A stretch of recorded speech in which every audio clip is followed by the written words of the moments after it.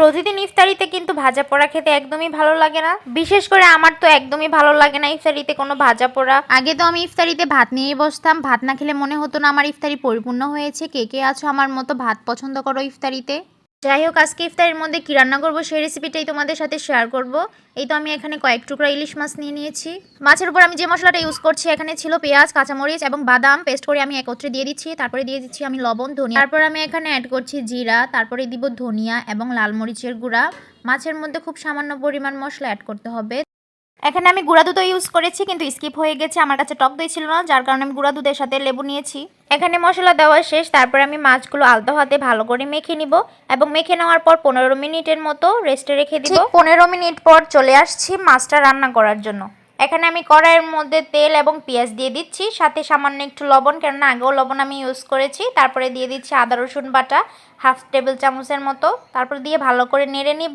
যখন পেঁয়াজটা brown colour হয়ে যাবে তখন এই মাছগুলো আস্তে আস্তে করে একটা একটা করে দিয়ে দিচ্ছি। উল্টানোর কাজটা কিন্তু খুবই সাবধানে করতে হবে, নয়তো মাছটা ভেঙে যাবে।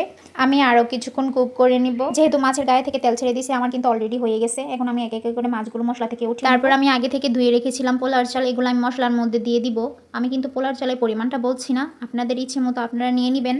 তারপর মশলার সাথে পোলাওগুলো ভালো করে ভাজা ভাজা করে ভেজে তারপর আমি এখানে অ্যাড করব গোটা গরম মশলা, যেহেতু আমি মাংসের মধ্যে কোনো প্রকার মশলা তো এখানে পোলাওগুলি কিন্তু মশলার সাথে ভালো করে ভাজা ভাজা হয়ে গেছে। এখন আমি পরিমাণ মতো পানি দিয়ে দিব, তার সাথে আরও অ্যাড করব স্বাদ মতো লবণ। এখানে একটু পরিমাণ মতো লবণ দিতে হবে স্বাদ বুঝে। তারপর আমি একটু নেড়ে চেড়ে দমে দিয়ে দিব, পানিটি একটু শুকানো। যখন পোলাওটা পানির সাথে মাখো মাখো ভাব চলে আসবে তখন আমি একটু আলতো হাতে নেড়ে দিব ভালো করে।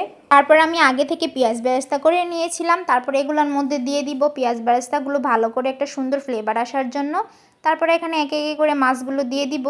দিয়ে দেওয়ার পর আমি এখানে কাঁচামরিচ দিয়ে দিয়েছিলাম, বাট স্কিপ হয়ে গেছে। তারপর আমি এখানে ভালো করে দমে দিয়ে দিব। পেঁয়াজ বেরেস্তাগুলো দেওয়ার পর আমি আরও 5 মিনিটের জন্য দমে রেখে দিই। এই তো আমার ইলিশ পোলাও ডান, আলহামদুলিল্লাহ অনেক সুন্দর হয়েছে, আর খেতেও কিন্তু অনেক টেস্টি ছিল। এই ফার্স্ট টাইম ট্রাই করেছি, কিন্তু খেয়ে বোঝা যাবে না ফার্স্ট টাইম যে।